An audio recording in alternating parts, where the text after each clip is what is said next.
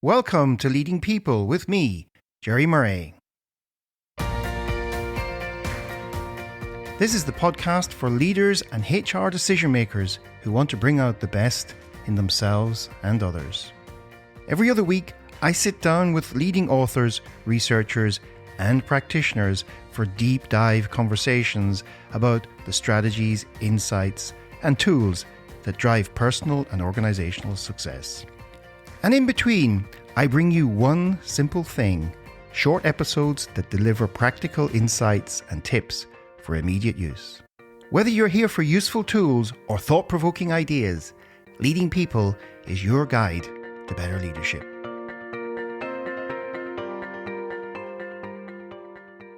When I studied psychology in the 1990s, we didn't really talk much about the brain. Neuroscience was still in its infancy. A few years later, as I moved into personal development and coaching, I started to notice that some of the tools I was using seemed to work astonishingly well, but I didn't really know why. There was a piece missing. What was actually happening in the brain? Was there science behind it? So in 2016, I decided to fill that gap. I signed up for a 10-day classroom course in applied neuroscience. Back in the good old days when we still sat together in a room, scribbling notes and debating ideas. We not only studied how the brain works, but also had to design our own brain-based interventions. That experience changed everything for me. I became a practitioner of brain and behavior change, and ever since I've woven those insights into every training and coaching session I run. It's transformed the impact of my work and the results for my participants. So, whenever I meet someone who's pushing our understanding of the brain even further, I'm keen to get them on the Leading People podcast.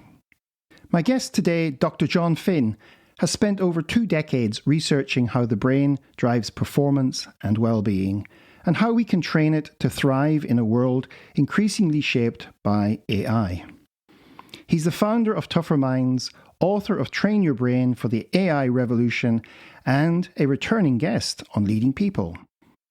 Together we explore how to stay focused, energized, and adaptable in the age of AI, and why mastering our own inner technology might be the most important leadership skill of all. Dr. Jon Finn, welcome back to Leading People. Delighted to be back. Thanks, John. When we last spoke, and it was actually back in early 2023, about your book, The Habit Mechanic, we explored how habits shape performance and well-being. And now you're back with a new book and a new focus around, I think it's called Train Your Brain for the AI Revolution. And this kind of asks how we can stay human, adaptable, and effective in a world where AI is rapidly changing how we work and think. But to start, John, let's remind my listeners about your background, and then let's segue into what led you to write this new book and what problems were you seeing in leaders and organizations that made you think we need to train our brains for this next era? Yeah, sure. So I've worked in the fields of resilience, performance psychology, leadership, organizational change for over 25 years now. And I've got 3 degrees in those areas, including a PhD. My professional work started in elite sport, where I worked in professional football, rugby, cricket, golf. And then seeing a problem, a challenge around very talented young athletes not always fulfilling their potential at senior level, I completed my PhD on the junior to senior or academy to first team career transition. And what I felt was the main effect variable in that, which was emotional regulation. That work then got picked up in education, which took me into education. So I went to work for some private schools to set up their performance psychology curriculum. And then that program got a lot of coverage, and we would teach parents what we were teaching the kids. So teach parents how to support their kids. And the parents ended up saying, can you come and work in our business? Because what you're doing here feels much more advanced than what we're doing. And that was then me moving into the business world. And then we had real success in the city of London and America. But we knew that when we left the building, some of that impact we were having started to dissipate. So that's why we wrote The Habit Mechanic, which was The Habit Mechanic's a playbook. It's not sort of a typical New York Times bestseller where it's one idea repeated 10 times. It's an end-to-end playbook of how to become a habit mechanic and also then how to become a chief habit mechanic, our leadership program. And then it was about 2 summers ago, I was in the London Science Museum and my partner was looking at something. I'm not sure what she was looking at, but so I ended up looking at the books and I saw a book on the shelf called The Genius Makers by a New York Times journalist called Cade Metz. And it's essentially the story of the people behind neural network AI. And Geoffrey Hinton, the London-born academic, is the protagonist of the story. And what really interested me was the understanding that this neural network AI is designed to work like brains work. And in fact, the technology is not particularly new. It's been around since the end of World War II. We've just never been able to get it to work before, and that's what Hinton was able to do. But anyway, so I thought this is quite interesting because I know a lot about how brains work. And then I just followed AI and started to use it, started to see, is the hype real? Then we started to encourage our clients to use it. And essentially, the thing that I found most powerful about AI, or find most powerful, is its ability to personalize learning, but also its ability to do some of the work for you that only you used to be able to do, or that another human would have had to do. So I see it as like an extension of the brain, and it's the first time in human history we've got a technology which is more like a species that can actually think and do cognitive things that up until this point in history only humans have been able to do. And when we traditionally think about helping people to change their behaviour, we know that traditional approaches are broken because they get stuck in the knowing. They think that if we can get people to know what they need to do, they'll be able to do it. But we know that what big compelling sets of data from neuroscience and behavioural science have shown is that most of what people think and do most of the time is automatic or semi-automatic. Don't think of a white elephant. You don't have to. It's already in your brain. It's so automatic. So we know that at least 98% of what we're thinking and doing at any given time is subconscious. And often it's just 100%. So we knew that we had to help people to rewire their habits, hence the habit mechanic. And our formula for doing that was 2-part formula. One is help people to understand how their brain actually works in a science-based but practical way. And then 2, help people to understand how to use behavioural science so they can actually rewire and reprogram the destructive habits they've got and build more super habits. And that's what made you a habit mechanic. But I think now AI is a powerful third part of that equation, because we can use AI to outsource things, jobs, tasks that we would have normally had to use our brain to do. The biggest barrier for behaviour change is willpower. Willpower doesn't explain everything about behaviour change, but it's the conduit. To change needs effort, and that's where people typically fall down, is they just don't have the mental capacity to persist with doing the things that they want to do, whether that's going to bed earlier or eating more healthily or not procrastinating or being a better leader, etc. So I think that AI is so profound that we actually created a new scientific field called human AI performance psychology. And this is what we're passionate about driving forwards.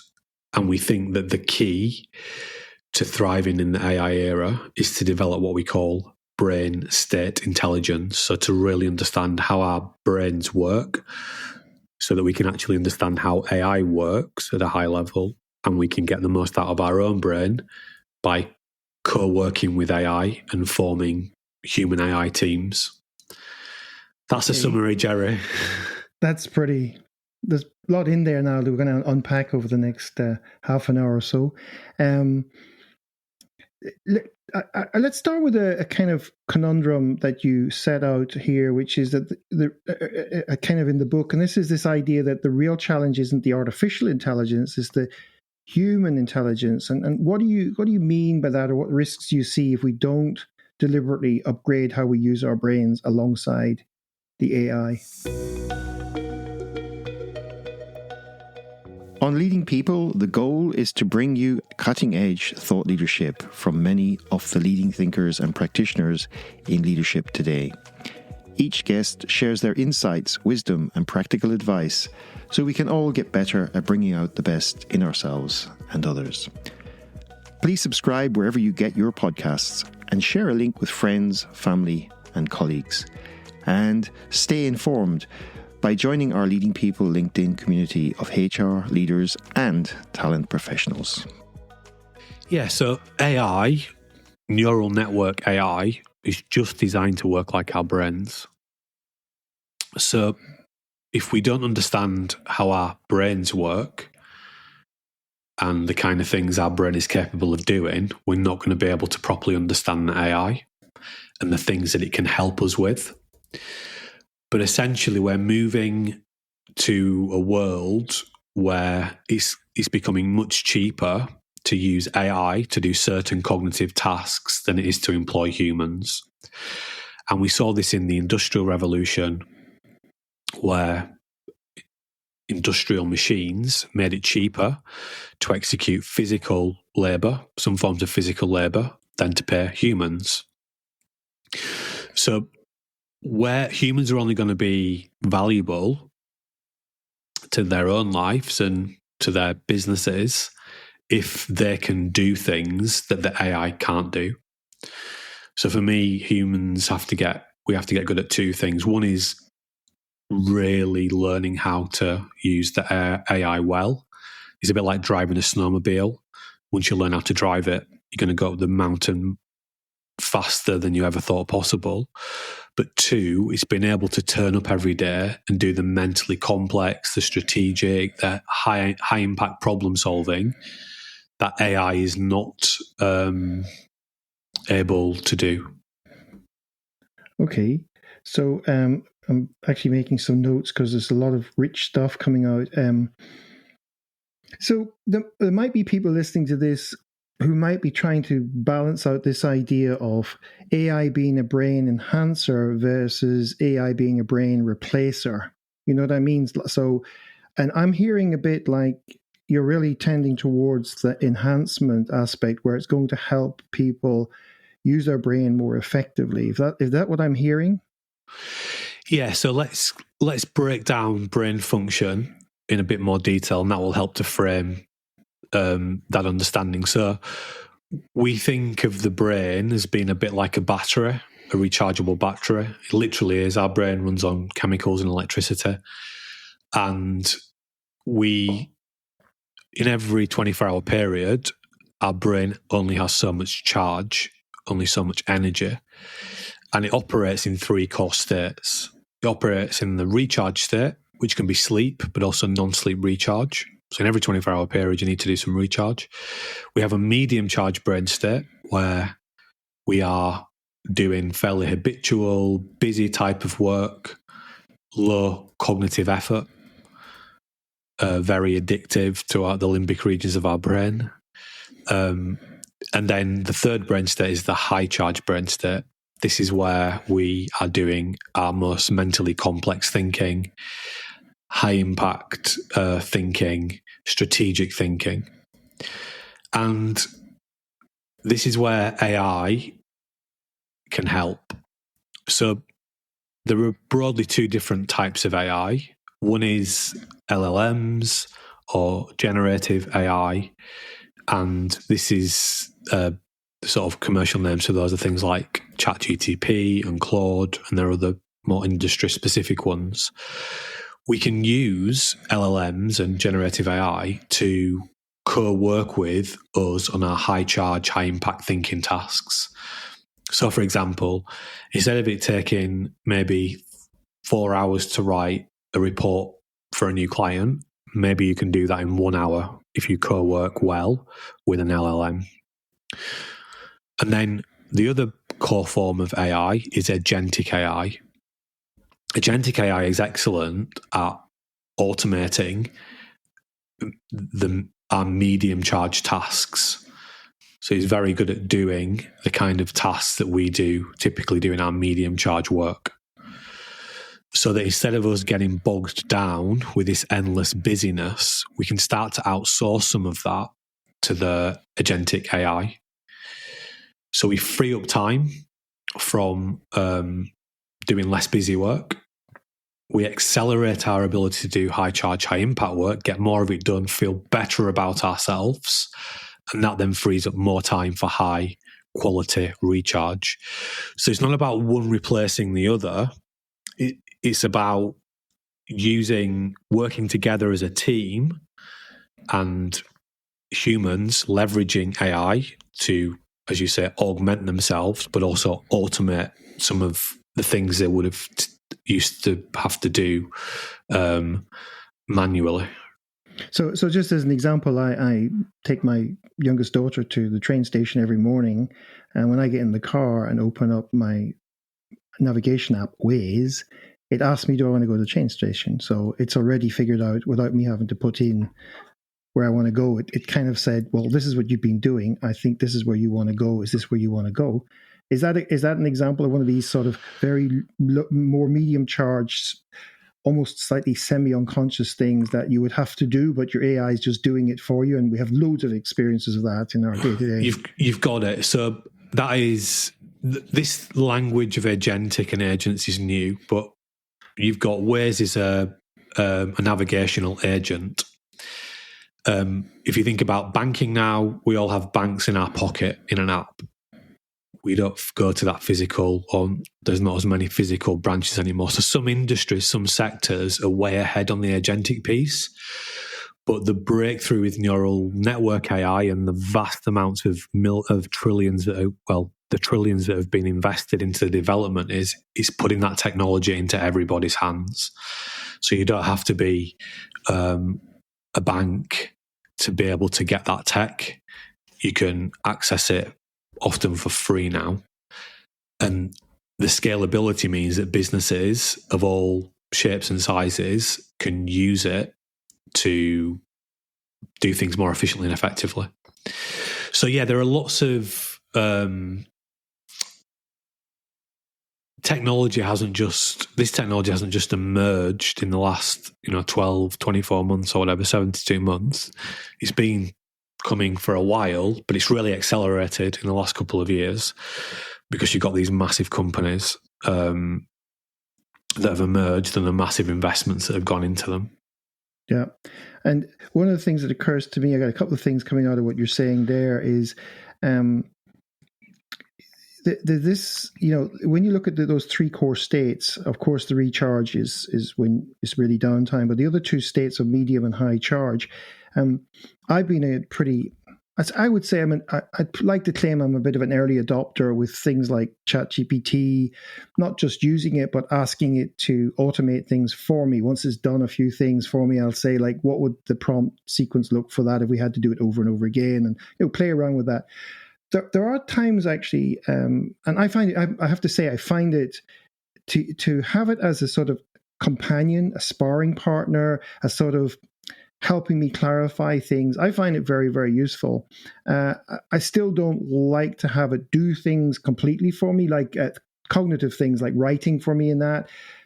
But it's kind of useful sometimes to help me get my ideas sorted and that. However, the one point I wanted to make, and then I wanted to segue a little bit into one or two other questions on this, but most of us are dealing with more and more data, more and more decisions, more and more distractions than ever. And I sometimes experience that. I find if you interact with something like the ChatGPT, let's just use that because people are familiar with that. A lot of people are familiar. After a while, it's like, holy, holy moly, holy shit, right? It's there's a lot coming at me now. How am I going to deal with this? And one of the things I've worked on is making sure that I get the contextual prompting, so that it doesn't just throw loads of stuff at me, which just actually doesn't help me in the end, because it overloads my capacity to process. So what can, leaders will probably be asking their people to do this, but what can we all do to deal with and prevent cognitive overload and stay adaptable in this AI accelerated environment?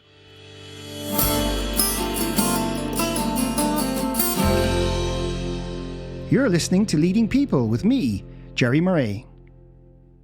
My guest this week is Dr. Jon Finn, founder of Tougher Minds and author of Train Your Brain for the AI Revolution. Coming up, Jon explains how brain state intelligence can help leaders and teams shift from overload and distraction into focus and flow, and why learning to manage your mental energy may be the ultimate advantage in the AI era. Stay with us.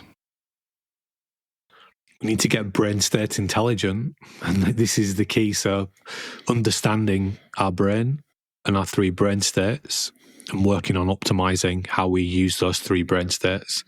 Because if you're really well rested, you're going to be able to get into your high charge states more easily, and you're going to be able to deal with higher volumes of data, for example, because your brain is going to be more flexible and powerful.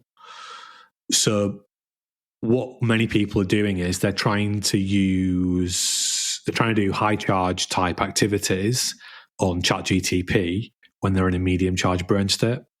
And that's why they're feeling overwhelmed. So we've got to match the right brain state with the right task.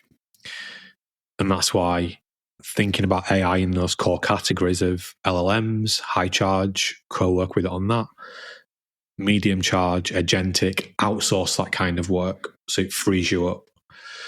And I think that for me, I just think of ChatGTP as being like a consultant.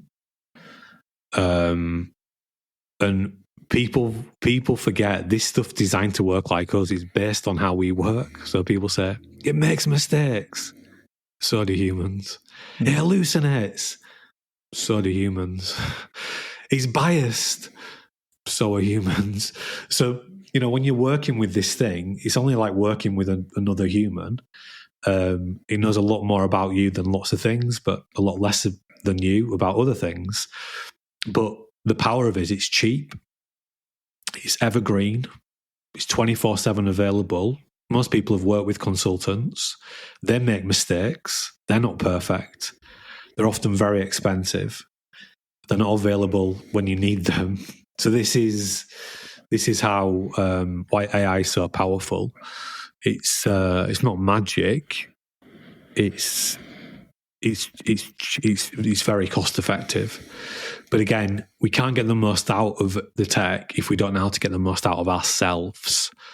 And that's why brain state intelligence is key. And that's why I wrote Train Your Brain for the AI Revolution. And that's why we're working with businesses to help to create what we call brain state intelligent cultures, which is we see as the Lean Sigma 6 for the AI era. Right. Now, I will remind the listeners that one of the things you emphasized a lot in your Habit Mechanic book was the importance of your nutrition or diet, your exercising, and your sleep as basically ways of keeping your body and mind in a healthy state. Isn't that right? Yes. So what you're saying here is adding, when you're going to deal with this kind of AI stuff, it now has, it's another element that has to complement, or you have to use those three things of nutrition, exercise, and sleep, but in a more AI contextual way. Yeah, so they're going to be core pillars of the recharge piece. So good quality sleep is going to be the central pillar of high quality recharge. Then what we put into our body, nutrition, that has to feed, nourish, help our brain to replenish itself, get rid of all the toxins. We've got to use exercise in the way it's intended. So we're designed to move around and solve problems. Good social connectivity as well. That's all going to feed into good, healthy brains. So you've got that great foundation. Most people, so in chapter 8 of Train Your Brain for Their Evolution, we have what we call the Human AI Readiness Brain State Assessment. So it allows you to measure your brain states, and you get a score, and it gives you a sense of where your balance is across your medium charge, your high charge, and your recharge. But if you want to get good high charge, you absolutely need to nail your sleep, your diet, your exercise, your social connectivity. So you've got really robust core brain function because you're well rested. Most people aren't. They're overwhelmed. In the UK, right now, we've got 5,000 people a day being signed up on the sick, mainly with anxiety and depression. That's poor. That's all driven by poor core brain function because people are overwhelmed. And unfortunately, for many people, AI is having that effect. If it's another thing to overload them. So there's that tension between companies expect the AI investments they're making to improve efficiencies and productivity, but many people say it's slowing me down, it's overloading me. But it's not a tech problem; it's a brain function problem. Yeah. So you talked earlier, a few minutes back, about putting the AI tech in everybody's hands. The thought came into my head, what about the future? Are we going to have AI tech in everybody's brains? There are companies working on that, but putting a chip inside someone's brain can do different things, right? So already there is that kind of technology to start dealing with certain prefrontal cortex diseases, Parkinson's, etc. I think we're a long way from cognitive control. We're much closer to physical control, because understanding which parts of our central nervous system drive which movements is much easier to map. Whereas cognitions spread across, 100 billion neurons and trillions of moving parts is much more difficult to understand. Yeah. So I think we're very close, and if not already there, with some types of AI. But I think the AI technology is much more human than we're understanding, because most of what humans do most of the time is not conscious. It's automatic. It's driven for efficiency.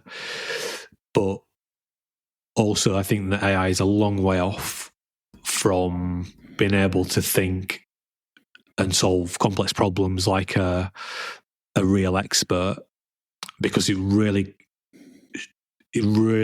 I don't see anytime soon where it can get the context of a situation, 360 degree, what is going on right now, not just in front of the screen, but in the world.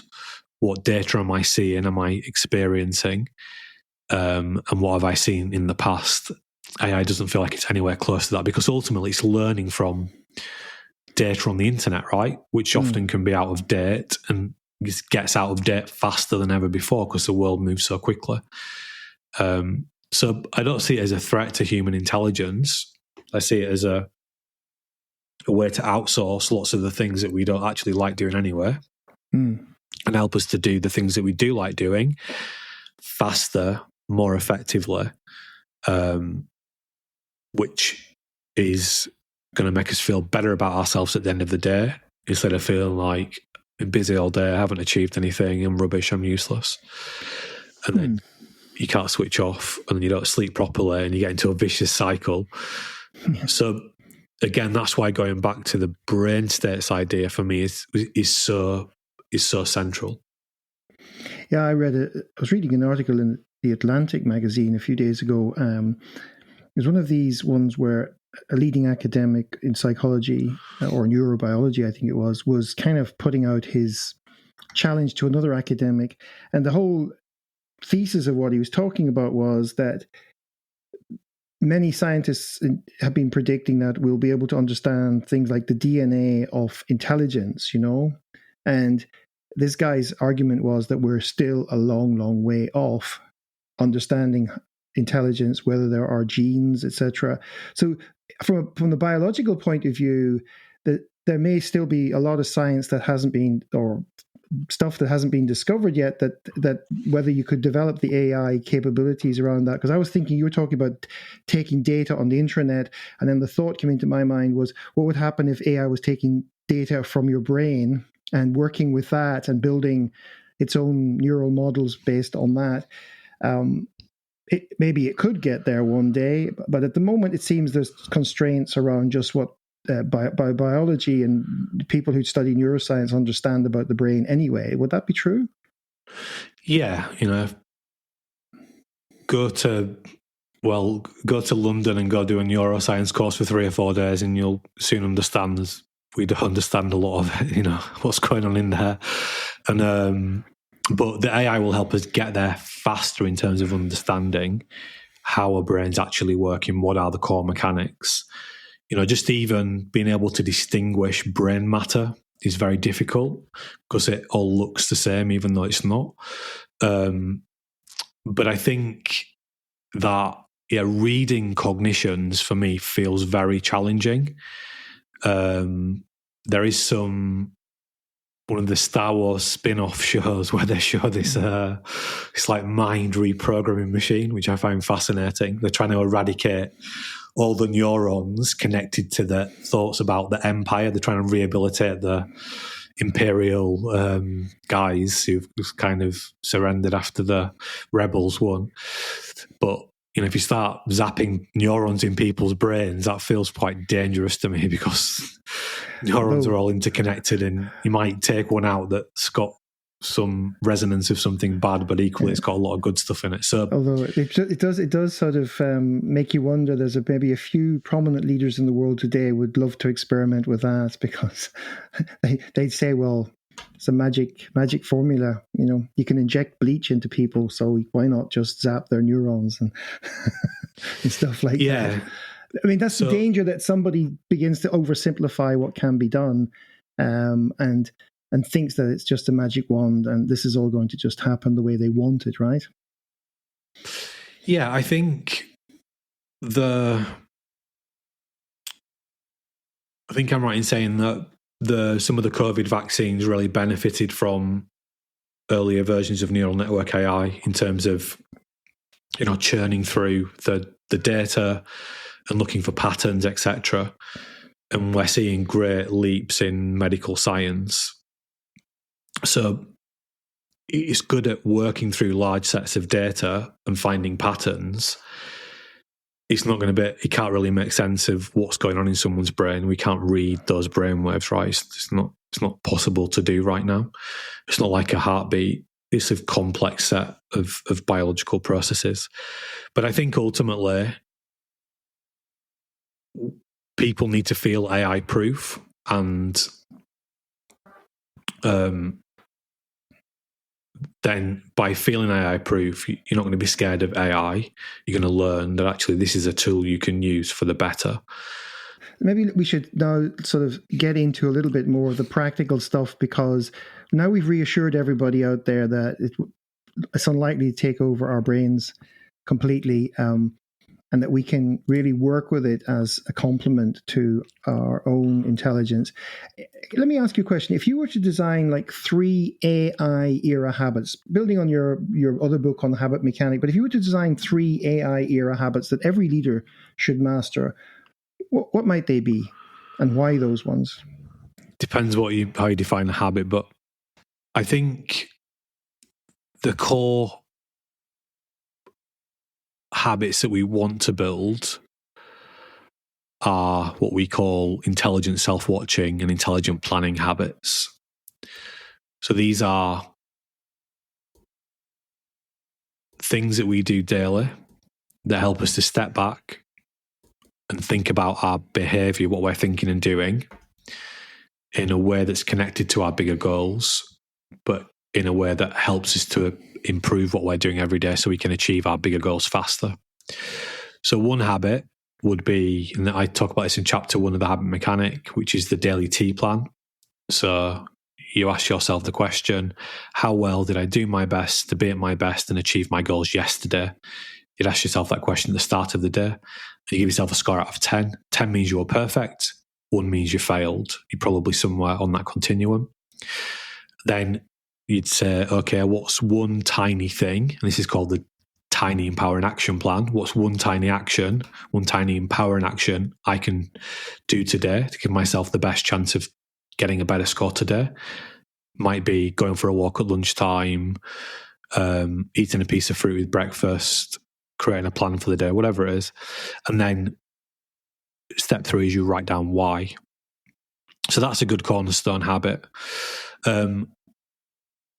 Number 2, I would really encourage people to, and we call this the willpower story, to plan out their day in relation to the tasks that they need to do, but also the brain states they need for those to complete those tasks in. And then which parts of the day are most suited to that type of brain state. So many people have a bit of a slump early afternoon. It's kind of human to do that. So we might want to plan to do more of our medium charge work in that zone. Many people like to do their clever work first thing, but they get sidetracked by emails, etc. So planning ahead to actually get that done and spend that 1 or 2 hours doing that. So we call it the willpower story. And then you would also put into that plan sleep, diet, exercise, what time you're going to go to bed, etc. And then the third thing I'd encourage people to get in the habit of doing is writing an end of day written reflection, starting with a 3 to 1. So 3 helpful things about the day, 3 positive or helpful things, or as many as you can, and then 1 thing you can do even better tomorrow. So that's going to help you to process the day, acknowledge what you did well, but also give you a better chance of doing better tomorrow, like be in bed 30 minutes earlier tonight than I was last night, whatever it was, something like that. Okay. So I think those are 3 very practical things that anybody listening to this now can start to explore immediately, actually. I was listening to another podcast, was it yesterday or the day before, with Josh Bersin, who's quite well known in the HR world and also is doing a lot of stuff today around tech and AI and that. And he was commenting on economic factors and how organizations are kind of struggling at the moment to figure all this AI stuff out. In some cases, they're not hiring people, so it's creating all sorts of concern. People are worried that their jobs are at risk, and all those things we hear about and read about in the news. And I think the kind of way he was conveying this is that we're at this sort of pivotal moment where organizations and their leaders, etc., are trying to figure things out. In some cases, some sectors like tech sector overhired after COVID, and then they're scaling back, but then they're deciding not to put people in because they're not sure whether they need to put people back into certain jobs. So it's just creating a lot of uncertainty in the labor market. And what I wanted to ask you about was the whole kind of trust and psychological safety aspect of the AI world. And many AI type decisions may feel opaque or even dehumanizing in some contexts.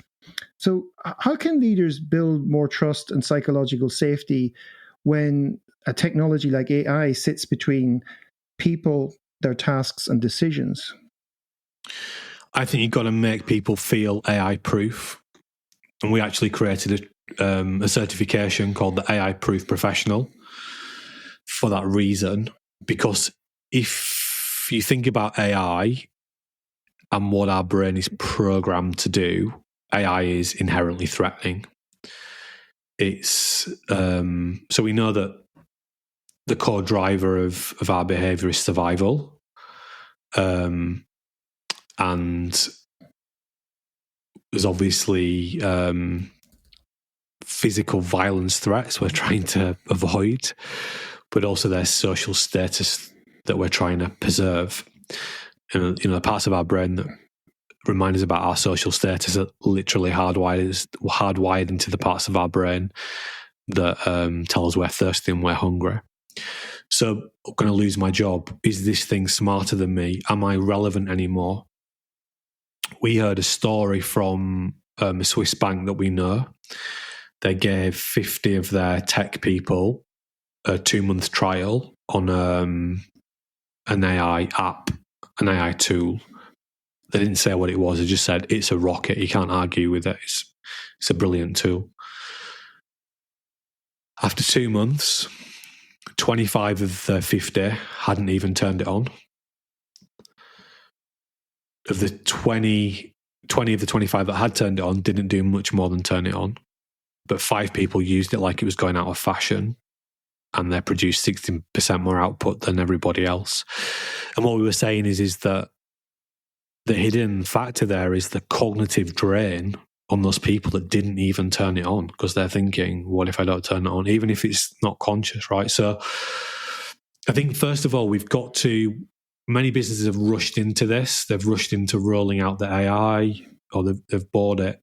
And that, as you're talking about psychological safety, which is key, because if we don't feel safe, our brains don't work. Or the part of our brain we need to work, it's not working, it gets wiped out by the limbic regions. So we need people to feel safe. And again, that's why I keep saying it, but brain state intelligence for me is the key. That's what the conclusion that I came to, is that if we don't understand ourselves, we can't understand AI. And therefore we're not going to ever trust it. And therefore we're going to get left behind, because it's going to become such a big part of what we're doing.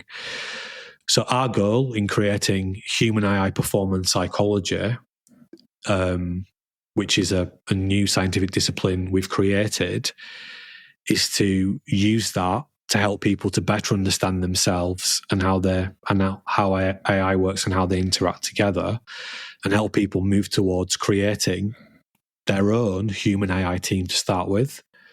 So for me, Gerry, you working with ChatGTP, that's like a human AI team. And then scaling that up, because we're making the transition from teams of humans to smaller teams of humans working with AI.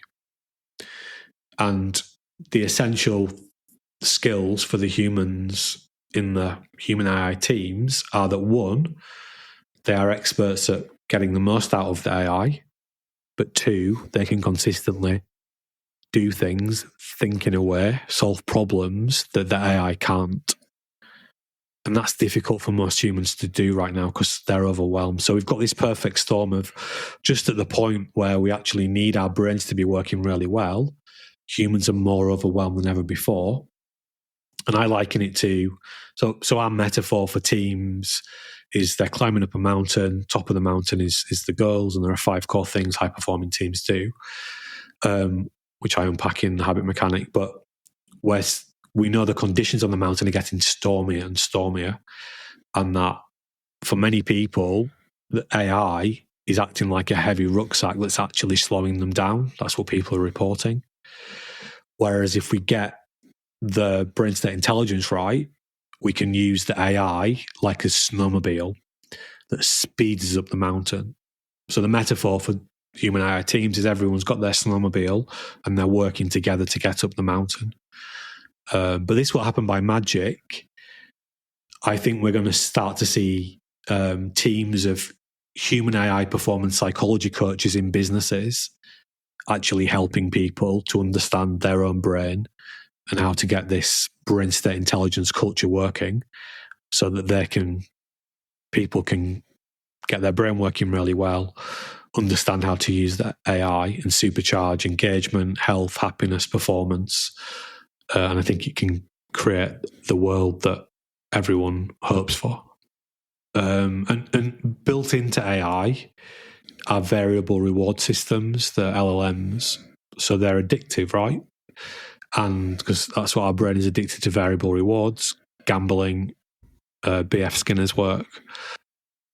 This again comes back to brain state intelligence and recognizing what are the things that I need to get done to progress my goals in my life, but also the team's goals and the organization's goals. And of those things, which are high charge tasks, which are medium charge tasks. So it's creating a more sophisticated language around how we operate every day, what we can do, what we need to do in relation to using our brain states, and where the AI can actually help us. Again, trying to do a high charge task with AI in a medium charge brain state, you might be seeing lots of copy going up the screen, but you're probably not progressing in solving the complex problem you're trying to solve or create the kind of thing you're trying to create. Yeah, I mean, I personally, my own experience is that knowing when I can do focused work and knowing how to set aside the time for it, and also knowing that interruptions actually create this reset in the brain, which is also not efficient.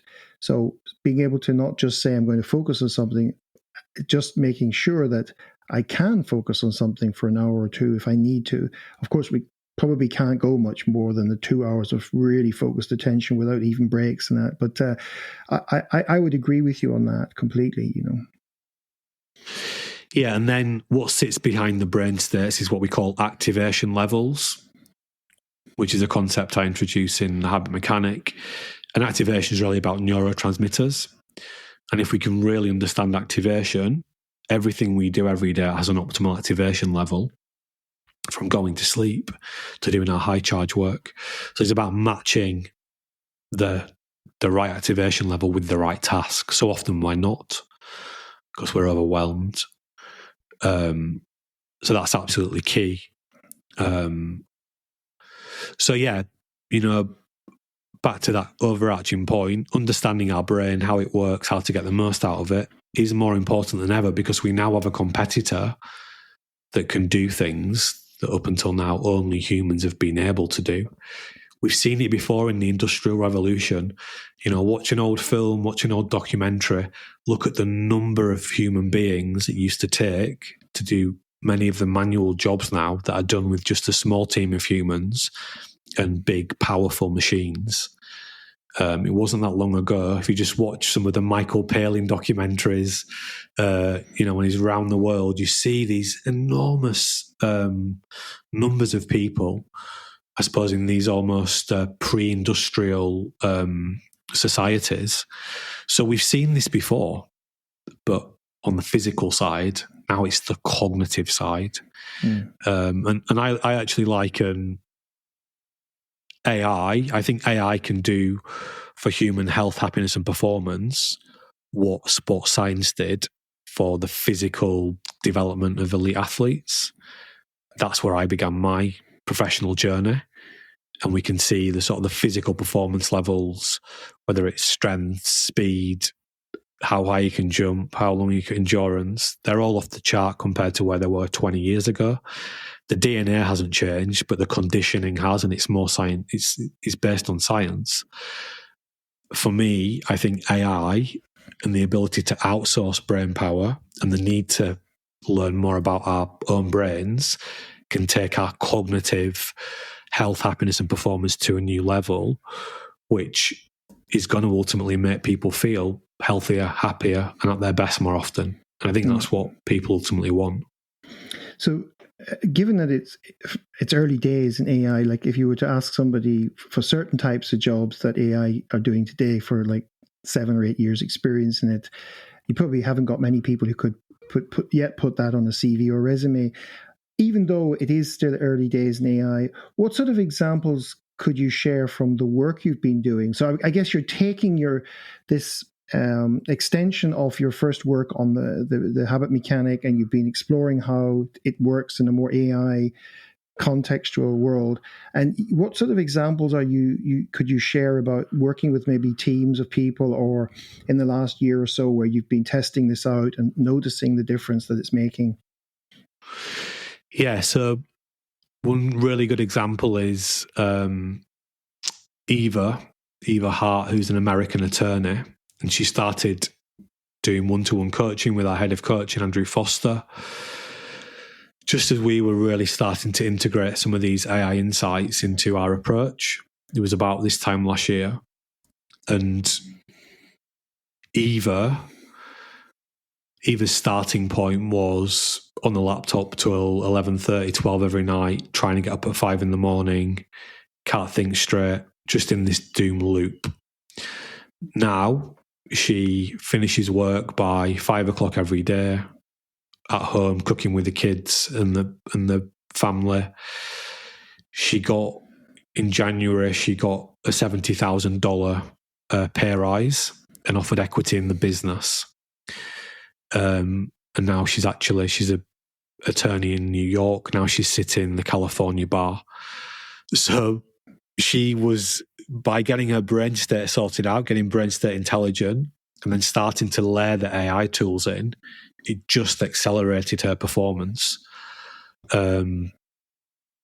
So that's the starting point for a team, is that you've got to get each individual working on themselves in that way, becoming habit mechanics, becoming brain state intelligent.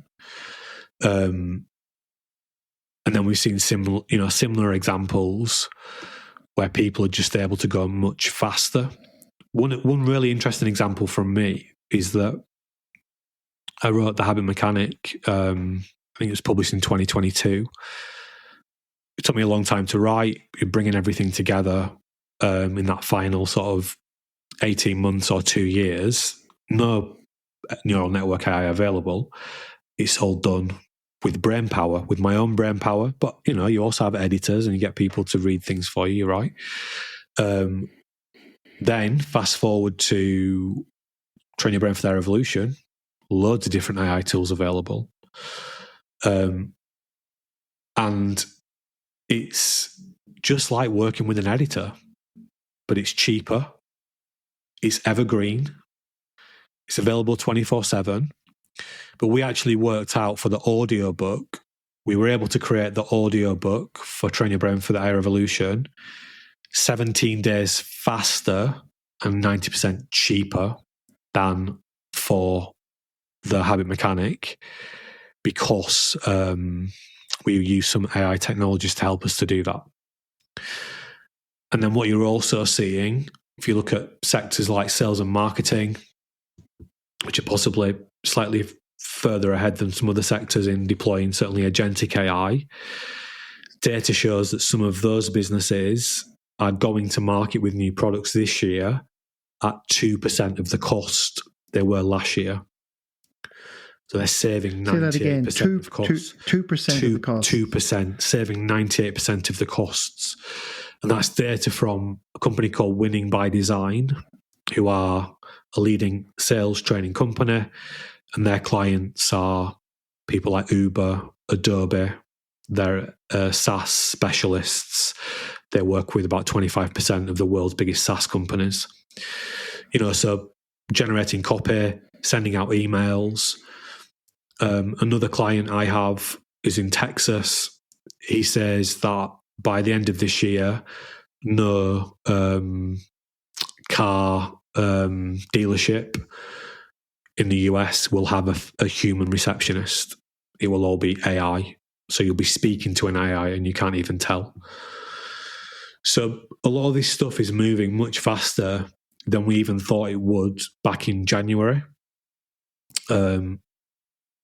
Because, people always look at the problems, but there are so many positive use case examples as well where it really is accelerating things. So that's a scattering of examples we've got. Now we're starting to work to scale this out across organizations, from helping the C-suite to become the champions, training teams of human AI performance psychology coaches. And we've actually created like a martial art belt system, white belt to black belt, for people to become brain state intelligence, like Lean Sigma 6 basically. And we have a digital training program to do that. So this is still very early doors, but the early data we're seeing is really, really positive. And I think what's also quite empowering is it doesn't matter where your brain state, we call it profile, is right now, you can change it quite rapidly. we sort of work in 30-day cycles, and in Train Your Brain for Their Evolution, there's a 4-step process. So that goes around a 30-day period of time. You can make big improvements just by getting a better understanding and building a few new habits.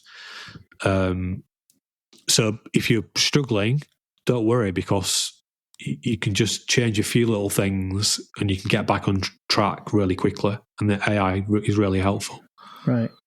So, coming to the end, Jon, and you've shared lots of great ideas, tips, and even practices.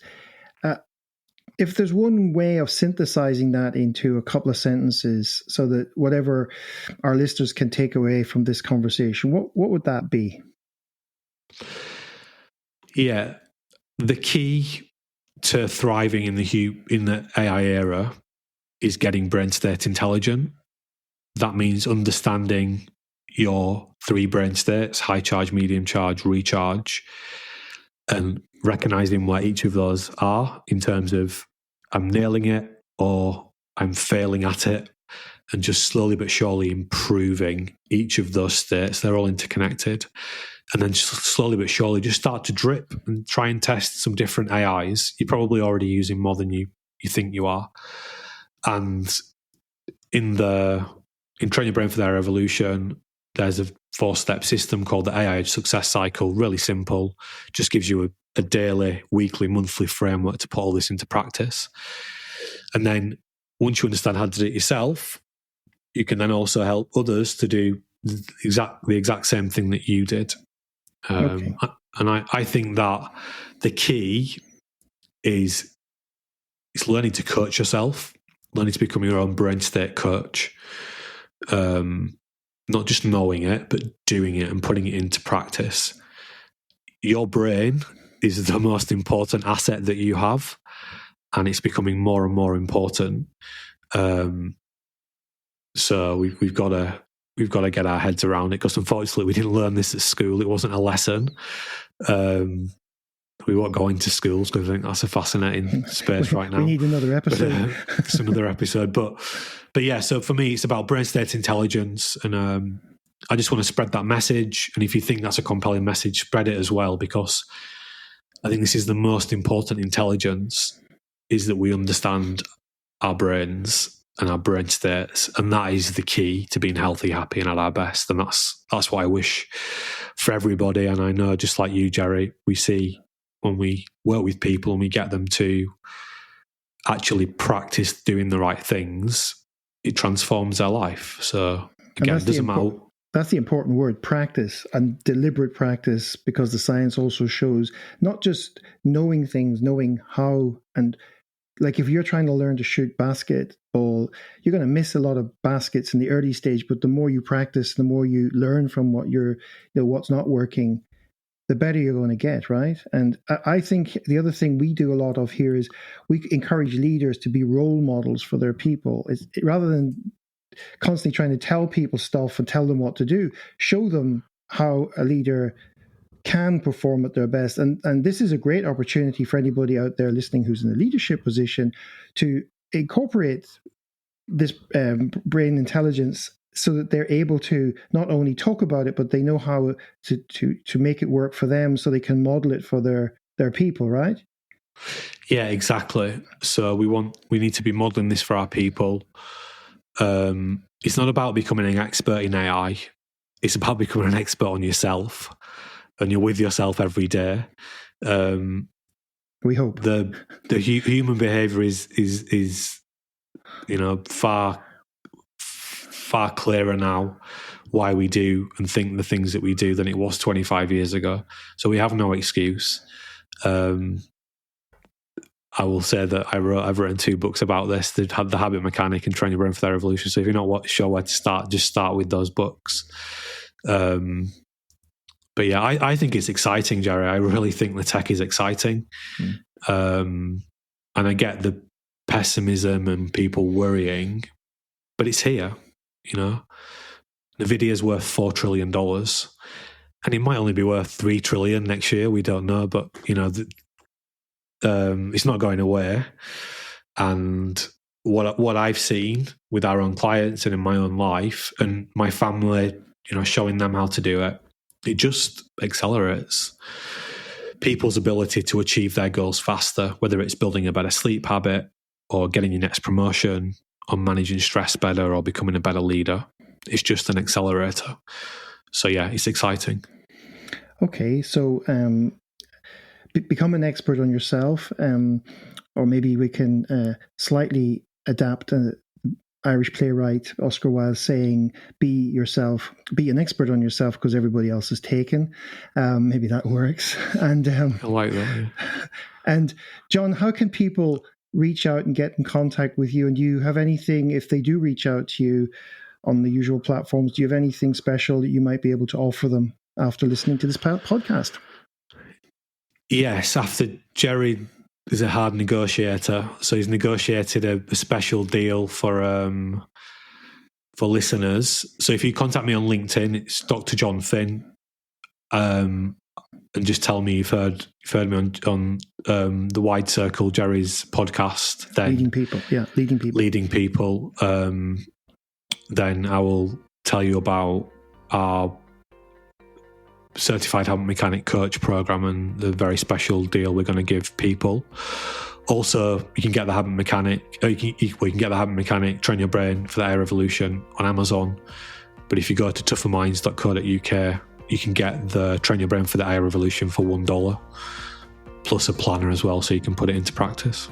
Okay, and I'll put the links in the show notes. So as always, Jon, thanks for sharing your insights, tips and wisdom with us all here today.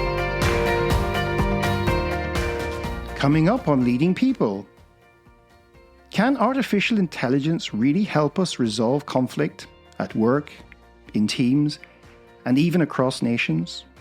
That was one of the main inspirations behind the book, that AI is this tremendously powerful tool, and it can be used for good and it can be used for bad. And unfortunately, I think our current trajectory is going down some not so good routes. And so that's why I wanted to write the book, to spread the word that there is a better way of using it in order for us to use it that way. So the premise, the core premise is that AI is this tremendously powerful tool. It can model human best practice and then make that best practice more widely available. My next guest is Simon Horton, negotiation expert and author of The End of Conflict: How AI Will End War and Help Us Get On Better. In our conversation, Simon explains how AI could actually become a force for better collaboration, not by replacing humans, but by helping us understand each other more deeply. It's a fascinating and hopeful look at how technology might just help us become better people. And remember, before our next full episode, there's another One Simple Thing episode waiting for you. A quick and actionable tip to help you lead and live better. Keep an eye out for it wherever you listen to this podcast. Until next time.